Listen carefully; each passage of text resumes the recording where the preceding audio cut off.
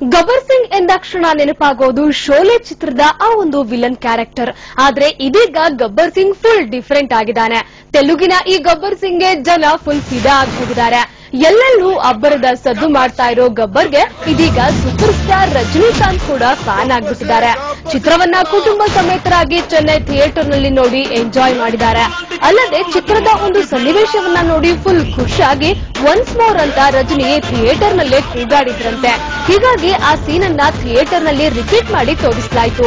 ಇನ್ನು ಗಬ್ಬರ್ ಸಿಂಗ್ ಚಿತ್ರ ವೀಕ್ಷಿಸಿ ಹೊರಬಂದ ರಜನಿ ನಿಜಕ್ಕೂ ಇದೊಂದು ಬೆಸ್ಟ್ ಮೂವಿ ಅಂತ ಕ್ರೆಡಿಟ್ ನೀಡಿದ್ದಾರೆ.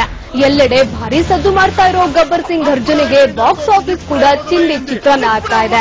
ಅಲ್ಲದೆ ಬಿಡುಗಡೆಗೊಂಡಿರೋ ಎಲ್ಲಾ ಕಡೆ ಭಾರಿ ಕಲೆಕ್ಷನ್ ಕೂಡ ಮಾಡಿದೆ. ಆದ್ರೆ ಎಷ್ಟು ಕಲೆಕ್ಷನ್ ಆಗಿದೆ ಅನ್ನೋದನ್ನ ಮಾತ್ರ ನಿರ್ಮಾಪಕ ಮಂದಾಲ ಗಣೇಶ್ ಬಾಯ್ಬಿಡ್ತಾ ಇಲ್ಲ. ಕಳೆದ ಬಾರಿ ದೂಕುಡು ಚಿತ್ರದ ನಿರ್ಮಾಪಕ ತಮ್ಮ ಕಲೆಕ್ಷನ್ ಅನ್ನ ಘೋಷಿಸಿದ ಬಳಿಕ ಐಟಿ ಅಧಿಕಾರಿಗಳು ದಾಳಿ ನಡೆಸಿದ್ರು. ಇನ್ನೂ ಆ ಪ್ರಕರಣ ತಣ್ಣಗಾಗಿಲ್ಲ. ಹೀಗಾಗಿ ಈಗಲೇ ಎಲ್ಲ ಹೇಳ್ಬಿಟ್ಟು ಸಂಕಷ್ಟಕ್ಕೀಡಾಗೋದು ಯಾಕೆ ಅನ್ನೋದು ನಿರ್ಮಾಪಕರ ಐಡಿಯಾ ಇದ್ರೂ ಇರಬಹುದು.